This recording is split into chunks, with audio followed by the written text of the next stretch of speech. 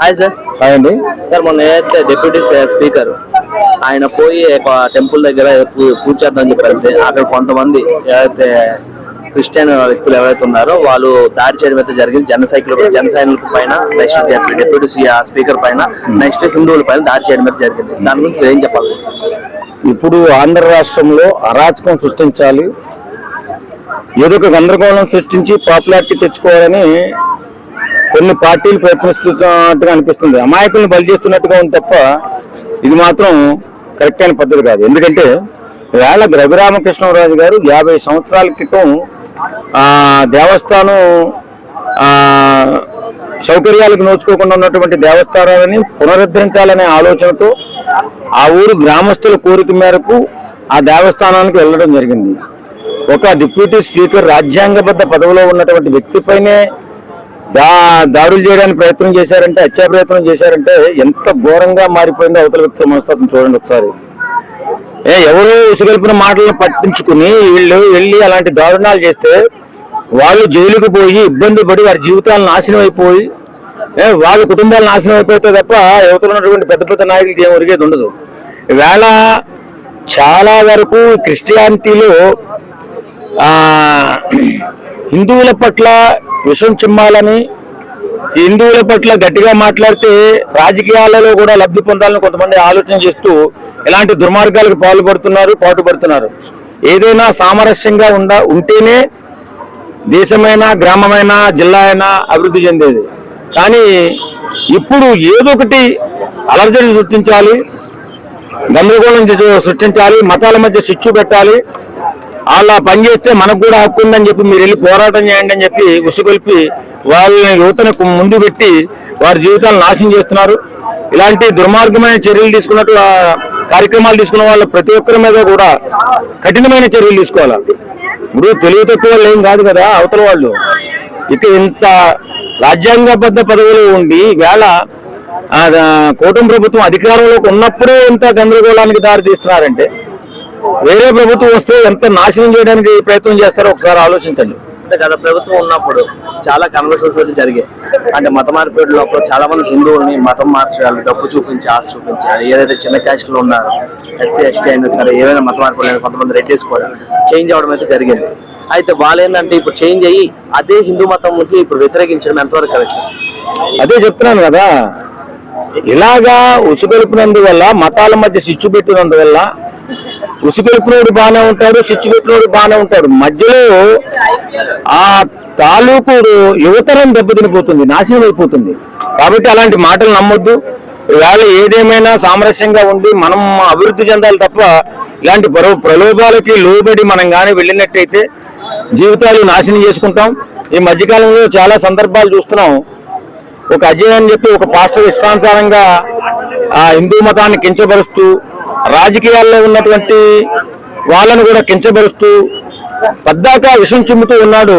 మరి అలాంటి వ్యక్తులపైన చర్యలు తీసుకుంటలేదు ప్రభుత్వం. ఇలాంటి వ్యక్తులు, రెచ్చగొట్టే వ్యక్తుల పట్ల చర్యలు తీసుకోకపోతే యువత జీవితాలు నాశనం అవుతాయి. ఎందుకంటే ఇండియా లోపల ఎక్కువ మంది హిందువులు ఎప్పటి నుంచి ఉన్నారు. ఈ మధ్యలో వచ్చిన మతస్థులు ఎవరైతే ఉన్నారో ఆ మతస్థులు ఏమంటే అలజడులు చేయడం ఎంతవరకు కరెక్ట్? అదే అలజడులు హిందువులు చేస్తే వాళ్ళ పైన ఏదేమైనా దేశ ప్రగతి, పురోగతి సాధించాలంటే మత సామరస్యం కావాలి. ఖచ్చితంగా అన్ని మతాలు కలిసిమెలిసి అభివృద్ధి సాధించుకోవాలి, జాగ్రత్తగా ఉండాలి. లేకపోతే దేశ ప్రగతి ప్రమాదంలో పడే అవకాశం ఉంటుంది. ఎందుకంటే ఇప్పుడు మనం సెక్యులర్ దేశంగా మన దేశాన్ని సెక్యులర్ దేశంగా మార్చుకున్నాం.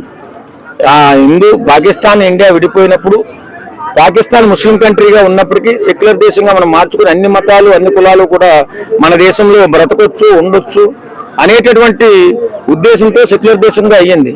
అలాంటి దేశంలో మనం దేశ అభివృద్ధి కోసం పోటీపడాలి తప్ప మతాల మధ్య చిచ్చు పెట్టి నాశనం అయిపోతే దేశమే నాశనం అయిపోయే అవకాశం ఉంది. దేశం అభివృద్ధిలో కుంటుపడిపోయే అవకాశం ఉంది. కాబట్టి మతాల మధ్య చిచ్చు పెట్టకూడదని అంటున్నాను. ఓకే సార్, అట్లాగే క్రిస్టియన్స్ కూడా అంటున్నారు ఈ మధ్య కాలంలో Paytm batch plus church fathers కొంతమంది చేసే ఎదవల పనుల వల్లే మా మీదకి నిందలన్నీ వస్తున్నాయి అంటున్నారు. అదంతా ఖచ్చితంగా క్రిస్టియన్స్ అంతా కూడా చాలా మంది క్రిస్టియన్స్ లో మత సామరస్యాన్ని పాటిస్తూ వారి దేవుణ్ణి వారు పొగుడుకుంటూ ప్రార్థించుకుంటున్నారు, చేసుకుంటున్నారు. వాళ్ళకేం పెద్ద ప్రమాదం లేదు. ఈ మధ్యకాలంలో పాపులారిటీ సంపాదించాలి సోషల్ మీడియాలో అని ఆ విషయం చెబుతారు హిందూ మతం పట్ల. ఈ అజయ్ బాబు అని ఒకడు ఉన్నారు, 4-5 పేర్లు నాకు సరిగ్గా తెలియదు కానీ చర్చి ఫాదర్లే వీళ్ళంతా చేసేవాళ్ళు. చర్చి ఫాదర్లే. మొన్న ఒక ఫాదర్ అన్నాడు, డానియల్ అనే ఫాదరు, పవన్ కళ్యాణ్ ఈసారి హిందూ మతం గురించి మాట్లాడితే ముక్కలుగా నరుకుతాను. మరి అలాంటి కుక్కలు ఉన్నారు, కాదని అనలేం. ఒక్క తొక్కు దొక్కితే వాడు సరంజామా ఎక్కడ పోతారో తెలియదు. నిజంగా పవన్ కళ్యాణ్ అభిమానులు కానీ ఒకసారి కన్నెర చేస్తే కొట్టుకుపోతే ఇలాంటి కుక్కలు కూడా స్విచ్ పెట్టాలని. ఇప్పుడు పవన్ కళ్యాణ్ అభిమానులు రెచ్చిపోయి మనకైనా పేరు తీసుకొస్తారు అనుకుంటున్నారేమో. పవన్ కళ్యాణ్ అన్నందువల్ల వీళ్ళకైతే పేరు వస్తుందని అనుకుంటున్నారేమో. కాదు, మీరు పతనమైపోతారు. ఎప్పుడైనా సరే ఒక వ్యక్తినో ఒక సంస్థనో మీరు విమర్శించినట్టయితే మన పతనం స్టార్ట్ అయినట్టే. కాబట్టి అలాంటి దుర్మార్గాలు చేయకుండా ఉండండి. ఈ మధ్య క్రిస్టియానిటీ కొంచెం ఎక్కువగా, క్రిస్టియన్లో ఉన్నటువంటి ఫాదర్లు ఎక్కువగా హిందూ మతాన్ని కించబరుస్తూ ఇష్టానుసారంగా మాట్లాడుతూ అసలు సంబంధం లేనటువంటి పవన్ కళ్యాణ్ గారి గురించి కూడా ఎక్కువగా మాట్లాడుతున్నారు. ఇది మాత్రం కరెక్ట్ కాదని అనుకుంటున్నాను. ఇంతకుముందు ఆంధ్రప్రదేశ్లో అంతమంది క్రిస్టియన్స్ ఇప్పుడు గొడవలు లేవు, కానీ ఈ మధ్యన డబ్బుల కోసం వాళ్ళ రైస్ బ్యాగుల కోసం కన్వర్ట్ అయ్యి వాళ్ళే ఈ చిచ్చులు పెడతారని చెప్పి చాలా వరకు మాట్లాడుతున్నారు. ఏదేమైనా వారిని తక్కువ చేసి మాట్లాడడం మనం కరెక్ట్ కాదు. కానీ ఇప్పుడు జగన్మోహన్ రెడ్డి ప్రభుత్వం వచ్చిన తర్వాత క్రిస్టియానిటీకి చర్చిలకి కొంచెం ప్రాధాన్యం ఇచ్చిన మాట వాస్తవమే. ఎందుకంటే ఆయన ఎక్కువగా యేసుప్రభుని నమ్ముతాడు, క్రిస్టియానిటీని నమ్ముతాడు. కాబట్టి డబ్బులు కూడా ఇచ్చారండి సార్, 5,000 జీతాలు ఇచ్చారు. ఆయన ఉన్నప్పుడు ఇచ్చారు. మరి ఇప్పుడు కూడా ఇస్తున్నారు లేదు నాకైతే తెలియదు. కానీ అది కంటిన్యూ చేస్తున్నారు లేదు నాకైతే తెలియదు. కానీ ఆయన మతాన్ని నమ్మాడు కాబట్టి ఆ మతాన్ని ఎక్కువగా కొంచెం ఇష్టపడి దాన్ని పెంచుకుంటూ పోయాడు. ఇప్పుడు వచ్చిన ప్రభుత్వం మరి ఏం తక్కువ చేసిందో తెలియదు, కానీ వాళ్ళు గొడవలకు దిగుతున్నారు. ప్రభుత్వంపై విషయం దింపుతున్నారు, అలాగే హిందుత్వంపై కూడా భారీ విషయం దింపుతున్నారు.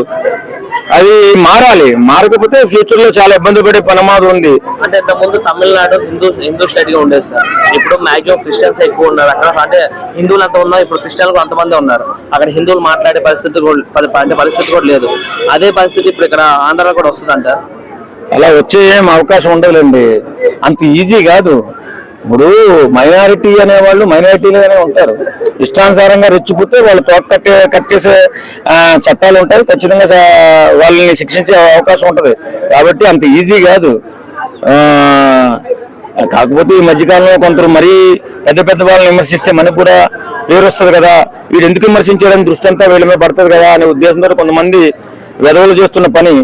ఆ వెధవల భవిష్యత్తు సంకనాకపోయిందాకా వాళ్ళు అలాగే ఏడుస్తూ ఉంటారు.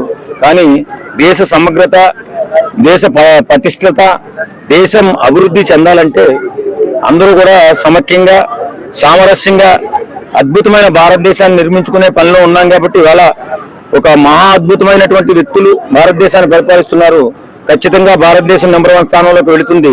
కాబట్టి మతాల మధ్య, కులాల మధ్య చిచ్చులు పెట్టుకోకుండా అందరూ ఆనందంగా ఉంటే బాగుంటుందని చెప్పి మనస్ఫూర్తిగా కోరుకుంటున్నాను. Thank you.